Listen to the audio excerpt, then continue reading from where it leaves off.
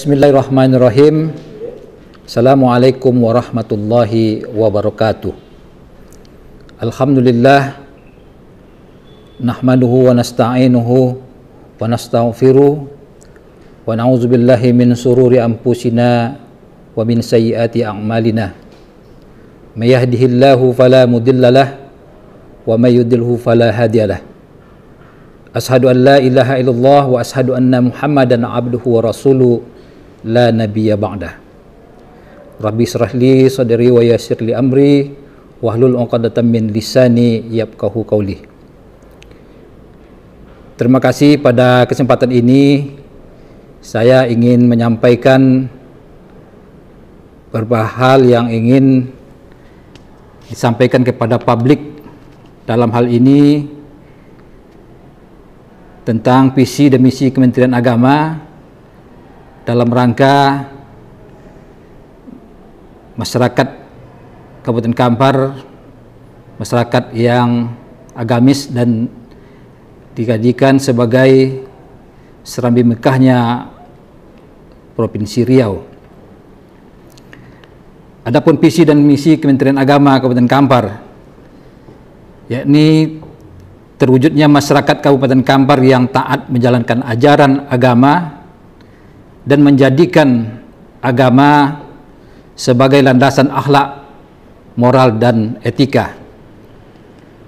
Untuk menjabarkan visi dan misi ini, maka kita di Kementerian Agama Kabupaten Kampar dalam hal ini membuat beberapa visi kita, di antaranya mewujudkan aparat Kementerian Agama Kabupaten Kampar yang bersih.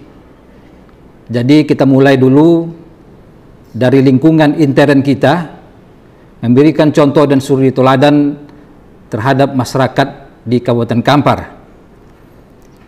Yang kedua, untuk meningkatkan pelayanan yang prima dalam pencatatan pernikahan, karena di Kementerian Agama kita memiliki 21 kecamatan. Dari 21 kecamatan ini kita memiliki 21 kantor urusan agama di kecamatan. Nah, untuk itu salah satu bentuk dari pelayanan kita adalah pencatatan pernikahan.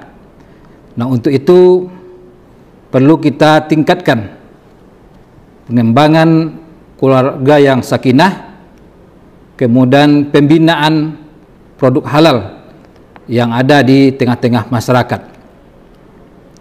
Adapun yang ketiga, memberikan pelayanan prima dalam pelaksanaan ibadah haji, karena Kementerian Agama adalah mewakili pemerintah dalam memberikan pelayanan terhadap masyarakat dalam pelaksanaan persiapan-persiapan untuk pelaksanaan ibadah haji dalam bentuk manasik haji yang diadakan di masing-masing kecamatan, baik itu secara mandiri yang dilakukan oleh masyarakat itu sendiri, kemudian juga yang dilakukan oleh pemerintah melalui alokasi dana yang disalurkan oleh Kementerian Agama Kabupaten Kampar. Yang keempat, itu meningkatkan pelayanan prima pada madrasah dan pendidikan Islam di sekolah umum melalui peningkatan sumber daya manusia. Sesungguhnya di Kementerian Agama juga kita ada layanan pendidikan seperti madrasah dan pondok pesantren. Nah, untuk itu pelayanan ini senantiasa kita berikan pada masyarakat, tentunya mulai dari melaksanakan pembinaan-pembinaan terhadap aparatur sipil kita di Kementerian Agama, dan senantiasa selalu meningkatkan hal-hal yang bisa kita berikan terhadap masyarakat. Kemudian yang kelima, meningkatkan peran serta masyarakat dalam pendidikan. Kita sebagai pemerintah, kita sebagai mewakili pemerintah, tentunya tidak hanya bisa kita mengentaskan kebodohan di tengah-tengah masyarakat, dan kita tidak bisa mengabaikan masyarakat itu, tokoh pendidikan, tetapi kita semua harus bersinergi untuk melaksanakan pendidikan ini dalam pelayanan masyarakat bersama masyarakat itu sendiri. Karena banyak madrasah yang ada di Kabupaten Kampar ini yang dimiliki oleh masyarakat. Sementara yang di madrasah-madrasah negeri itu tidak seberapa banyak. Untuk Kabupaten Kampar hanya 14 sekolah negeri terdiri dari MI, MTS, dan madrasah aliyah negeri. Sementara yang dikelola oleh masyarakat itu sendiri itu lebih dari ratusan jumlahnya. Jadi masyarakat sangat berperan juga dalam menentukan pendidikan ke arah yang lebih baik ke depan di Kabupaten Kampar. Kemudian yang keenam, meningkatkan fungsi masjid.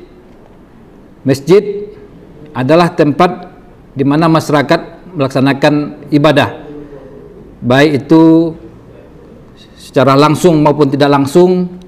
Ini masyarakat telah bersama-sama dalam penyelenggaraan kegiatan-kegiatan keagamaan di Kabupaten Kampar ini.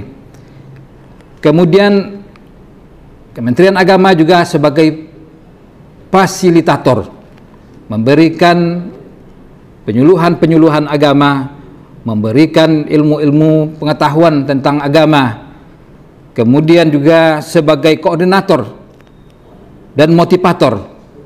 Sebagai koordinator, mengkoordinir segala kegiatan-kegiatan keagamaan, tentunya bersama-sama dengan Majelis Ulama Indonesia dan organisasi agama-agama yang ada di Kabupaten Kampar itu sendiri.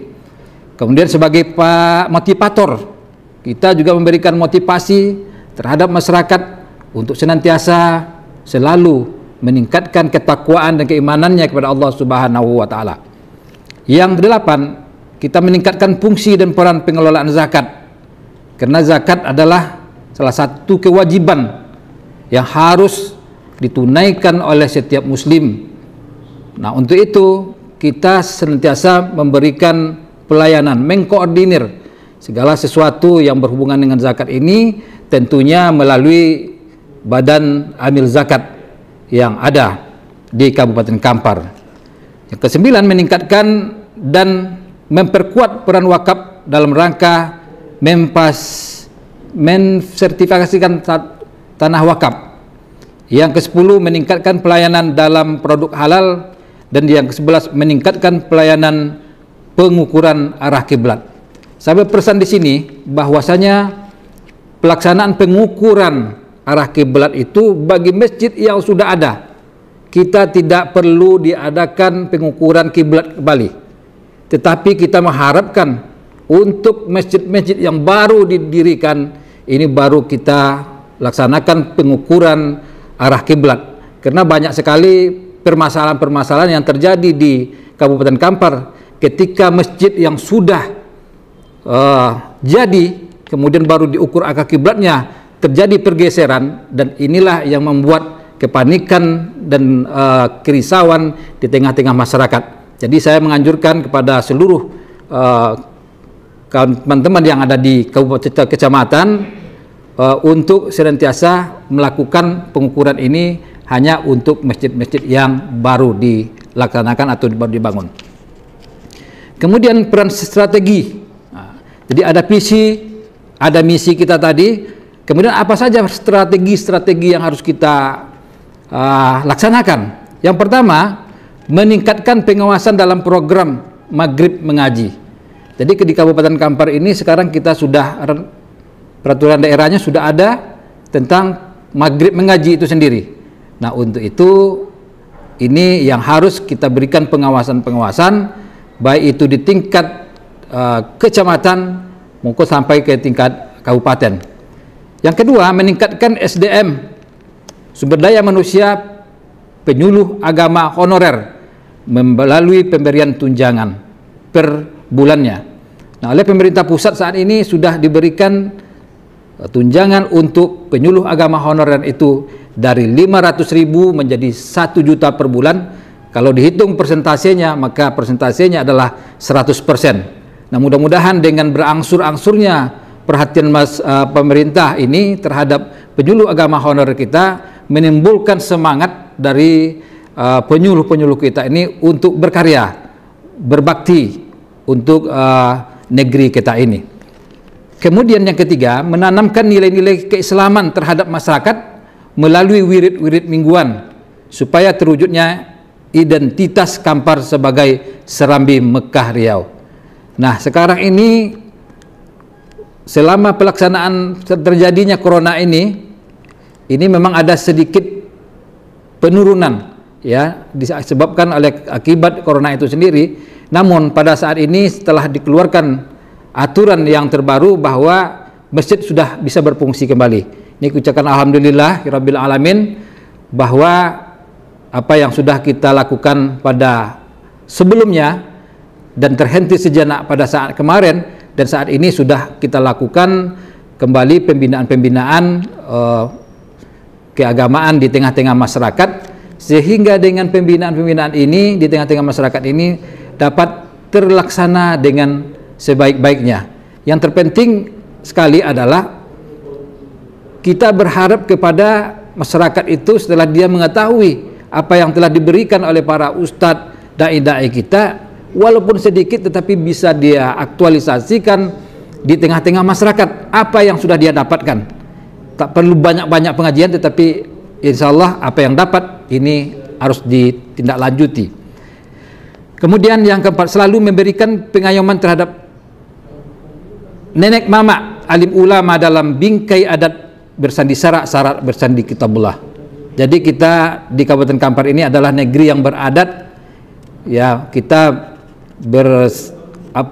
kita senantiasa selalu bermusyawarah dalam mengambil keputusan, baik itu yang dilakukan oleh pemerintah, ini yang disebut dengan tali berpilih tiga, adanya masyarakat, adanya ulama, dan adanya pemerintah.